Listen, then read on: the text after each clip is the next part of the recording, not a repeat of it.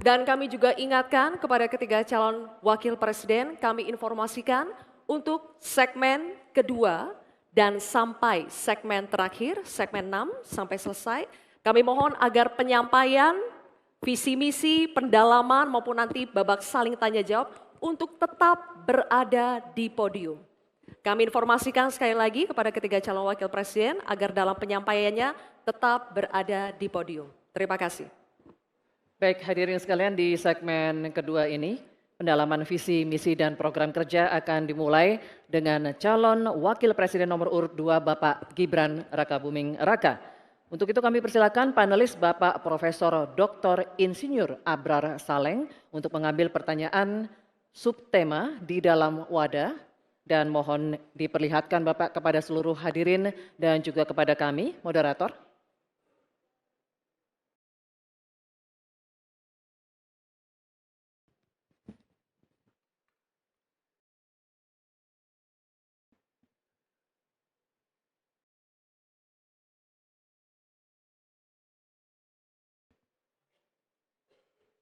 Baik, subtemanya adalah pembangunan berkelanjutan dan lingkungan hidup. Terima kasih Bapak.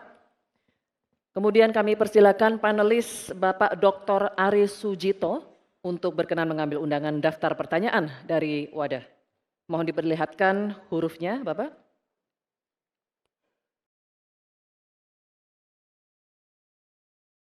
Huruf A. Baik, huruf A. Kami akan buka amplop pertanyaannya, masih disegel Bapak-Bapak, dan kami ingatkan juga bahwa kami akan membacakan pertanyaan ini satu kali, mohon didengarkan dengan seksama. Ini pertanyaan untuk calon wakil presiden nomor urut 2 Bapak Gibran Rakabuming Raka. Pembangunan rendah karbon diperlukan untuk mewujudkan net zero emission atau emisi nol bersih tahun 2060 melalui pemanfaatan sumber daya alam yang efisien dan inklusif. Namun praktek pembangunan masih berorientasi pada ekonomi ekstraktif. Pertanyaannya, bagaimana kebijakan paslon untuk mengarus utamakan pembangunan rendah karbon yang berkeadilan? Waktu menjawab 2 menit, Bapak, dimulai saat Bapak berbicara. Silakan. Baik, terima kasih. Jika kita bicara masalah karbon, tentunya kita harus menyinggung juga masalah pajak karbon, carbon storage, dan juga carbon capture. Agenda ke depan tentu kita harus mendorong transisi menuju energi hijau. Kita tidak boleh lagi ketergantungan pada energi fosil, kita dorong terus energi hijau yang berbasis bahan baku nabati, seperti yang saya katakan tadi, bioetanol, bioaftur, biodiesel. Sekarang sudah terbukti dengan adanya B35 dan B40, ini sudah mampu menurunkan nilai impor minyak kita, meningkatkan nilai tambah produksi sawit di dalam negeri, dan juga lebih ramah lingkungan. Sekali lagi, tantangannya di sini adalah mencari titik keseimbangan atau titik tengah. Kita ingin menggenjot hilirisasi industri, tapi kita juga wajib menjaga kelestarian lingkungan. Kita ingin meningkatkan produktivitas petani dan juga sektor maritim, tapi kita juga wajib menjaga keseimbangan alam. Dalam pelaksanaannya tentu AMDAL itu wajib, analisa lingkungan juga wajib, sustainability report wajib juga, dan jangan sampai ada alih fungsi lahan yang sekiranya merugikan pengusaha lokal, UMKM lokal, ataupun masyarakat adat setempat. Sekali lagi, potensi energi baru terbarukan juga luar biasa sekali, ada energi surya, angin, air, bioenergi, panas bumi, dan kita punya potensi yang besar sekali, 3.686 gigawatt. Terima kasih. Terima kasih Bapak Gibran Rakabuming Raka. Baik, sesinya masih berlanjut Bapak Ibu, terima kasih. Kami persilakan sekarang untuk calon wakil presiden nomor urut 3 Bapak Mahfud MD untuk menanggapi Waktunya 1 menit dimulai saat Bapak berbicara. Silakan. Baik, terima kasih. Saya sudah menyimak dengan baik meskipun saya agak koreksi sedikit terhadap pertanyaan tadi. Kalau dibilang 5 tahun dari sekarang untuk emisi dan bersih, itu sebenarnya nanti tahun 2060 masih jauh waktunya. Tapi masalah yang kita lihat itu sebenarnya pengelolaan berkelanjutan belum dilakukan. Sebenarnya dulu ada garis-garis besar haluan semesta berencana yang sudah mengatur seperti ini dengan sangat rinci. Waktu tahun 62 atau 61 Presiden mengeluarkan kebijakan itu. Nah, saya sekarang ingin menatakan kebijakan insentif dan disinsentif ekonomi hijau seperti karbon, pajak limbah, dan sebagainya. Bagaimana Bapak mau melakukan itu? Baik, waktunya habis. Terima kasih. Selanjutnya, calon wakil presiden nomor urut 1, Bapak Muhaimin Iskandar. Kami berikan kesempatan juga untuk menanggapi. Waktunya 1 menit dimulai ketika Anda berbicara. Silakan. Ya, memang pajak karbon ini salah satu, bukan satu-satunya.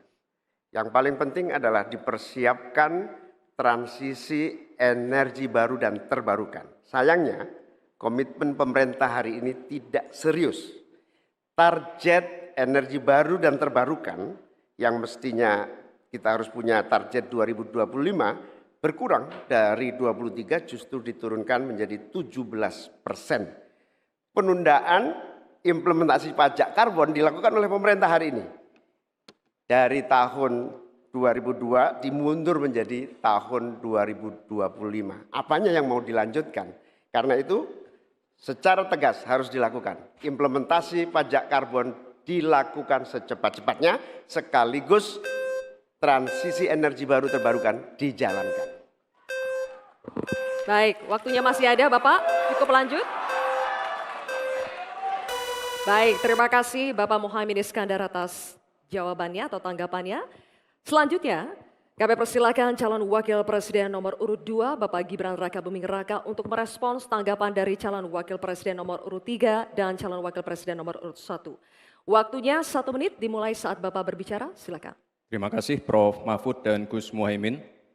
Untuk masalah insentif, komitmen, ini bisa kita kasih contoh yang sudah berjalan saja. Contohnya pembangkit listrik tenaga surya yang ada di Cirata. Itu kan kerjasama dengan PT Masdar dari Uni Emirat Arab. Ini kan juga ada insentifnya, Prof. Ada tax holiday, tax allowance, ada pembebasan biaya modal juga, sehingga akan mendorong perusahaan-perusahaan untuk berinvestasi di bidang transisi energi hijau. Transisi menuju energi hijau ini memang tidak murah, sangat costly, karena beberapa perusahaan memang belum bisa mencapai ekonomi soft skill. Tapi yang jelas adalah komitmen kita pasti akan meningkatkan bauran listrik PLN yang sekarang cuma 20%, ini harus ditingkatkan lagi ke depan. Terima kasih. Baik. Terima kasih Bapak Gibran. Oke, baik, kita selanjutnya akan beralih ke pertanyaan kedua untuk calon wakil presiden nomor urut 3, Bapak Mahfud MD. Kami akan persilakan kali ini panelis Bapak Profesor Dr. Arief Satria untuk mengambil pertanyaan subtema di dalam wadah. Silakan Bapak. Mohon diperlihatkan kepada seluruh hadirin dan juga moderator.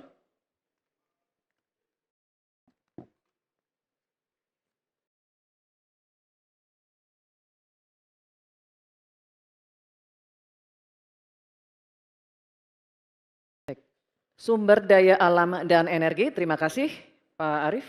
Dan selanjutnya Ibu Dewi Kartika, kami mohon mengambil undian daftar pertanyaan dari wadah. Mohon nanti diperlihatkan huruf yang tertera.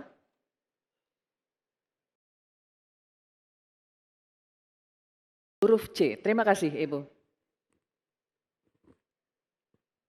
Baik, kami akan buka Bapak-Bapak amplop pertanyaannya, masih tersegel juga. Kami ingatkan kembali bahwa kami akan membacakan pertanyaan ini satu kali. Mohon didengarkan dengan seksama untuk Bapak Mahfud MD. Korupsi pertambangan dan perikanan ilegal serta pembalakan liar masih marak terjadi. Hal ini mengakibatkan kerusakan ekologis di darat dan di laut serta ketidakadilan sosial. Pertanyaannya, bagaimana strategi paslon menanggulangi praktik ilegal tersebut untuk mewujudkan keberlanjutan sumber daya alam? Waktu untuk menjawab 2 menit, Bapak dimulai saat berbicara, silakan. Baik, terima kasih. Sebenarnya persoalan penyelesaian SDA dan energi selalu harus menyeluruh dari hulu ke hilir. Keterbukaan informasi agraria, termasuk kehutanan misalnya. Saya ini punya pengalaman di dalam sidang-sidang yang membicarakan tentang ini misalnya, informasinya tertutup. Siapa yang punya lahan ilegal di sebelah sana. Ketika dibuat daftar, tidak ada di dalam daftar. Sementara ada masyarakat yang punya data. Ketika ditanyakan, lalu baru ditunjukkan. Jadi penyelesaiannya tidak bisa menyeluruh. Karena kemudian atas nama keterbukaan informasi publik, mereka katakan ini rahasia. Tidak bisa dong. Rahasia itu kan bukan yang tentang data, perampasan tanah-tanah rakyat, kasus-kasusnya di mana, siapa yang menyerobot perkebunan sawit, itu kan harus daftarnya lengkap.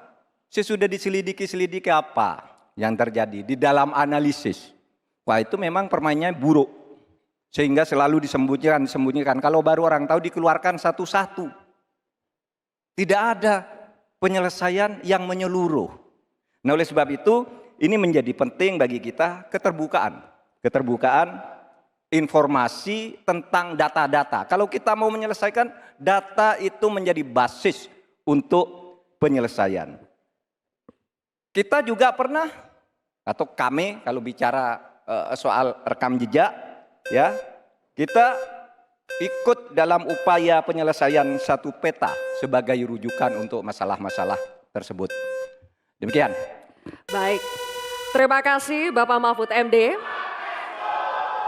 Selanjutnya kami persilakan calon Wakil Presiden nomor urut 1, Bapak Muhaimin Iskandar untuk menanggapi. Waktu Bapak 1 menit, dimulai ketika Bapak berbicara. Silakan. Selain yang disampaikan Pak Mahfud, salah satu yang memprihatinkan adalah data ESDM itu ada 2.500 tambang ilegal. Sementara tambang yang legal saja tidak membawa kesejahteraan.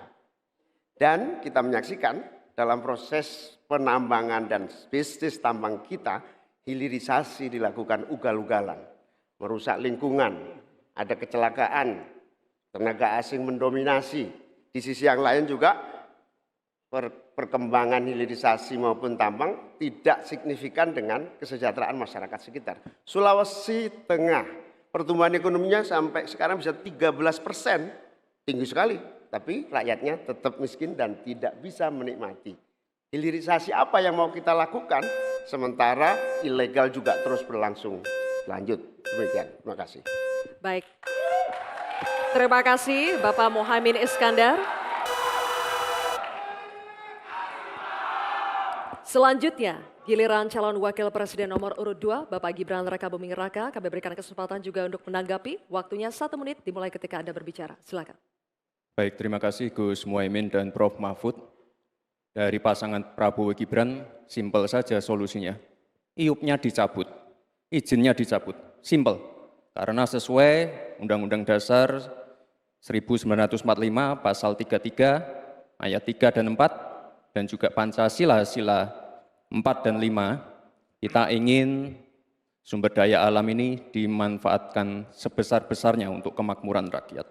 Dan juga kita harus menjalankan Permen Investasi nomor 1 tahun 2022. Intinya kita ingin perusahaan-perusahaan besar ini bisa menggandeng UMKM lokal, pengusaha lokal, jadi mereka tidak besar sendiri, tapi ikut membesarkan warga lokal, pengusaha lokal, dan UMKM setempat. Terima kasih. Masih ada waktu Pak Gibran, cukup atau lanjut? Cukup? Baik. Terima kasih. Selanjutnya kita kembali ke calon wakil presiden nomor urut 3, Bapak Mahfud MD. Kami persilakan untuk merespons tanggapan dari calon wakil presiden nomor urut 1 dan 2. Terima kasih. Waktunya 1 menit Bapak, dimulai ketika Anda berbicara. Silakan. Baik, saya mencatat juga tambang ilegal sebanyak 2.500, tapi juga ada yang lebih dari itu. Dalam 10 tahun terakhir terjadi deforestasi 12,5 hektar hutan kita. Itu jauh lebih luas dari Korea Selatan dan 23 kali luasnya Pulau Madura di mana saya tinggal. Ini deforestasi dalam waktu 10 tahun. Bilang, ya cabut aja iupnya. Nah itu masalahnya. Mencabut iup itu banyak mafianya. Banyak mafianya. Saya sudah mengirim tim ke lapangan, ditolak. Sudah putusan Mahkamah Agung. Itu begitu. Bahkan KPK seminggu lalu mengatakan untuk pertambangan di Indonesia itu banyak sekali yang ilegal dan itu di-backing oleh aparat-aparat dan pejabat. Itu masalahnya. Baik, terima kasih Waktunya Bapak. habis, Pak Mahfud. Terima kasih. Kita lanjutkan. Baik, kini kita beralih ke pertanyaan untuk calon wakil presiden nomor urut 1, Bapak Muhaimin Iskandar. Kami akan persilakan panelis Bapak Fabi Tumewa untuk mengambil subtema di dalam wadah. Silakan Pak, mohon diperlihatkan kepada hadirin dan juga moderator.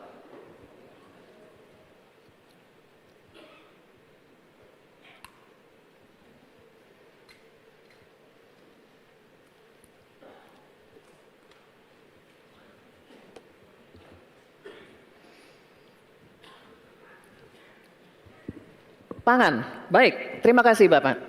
Dan kami persilakan pula panelis Profesor Dr. Insinyur Haryadi Kartodiharjo untuk mengambil undian daftar pertanyaan dari wadah. Mohon diperlihatkan huruf yang tertera.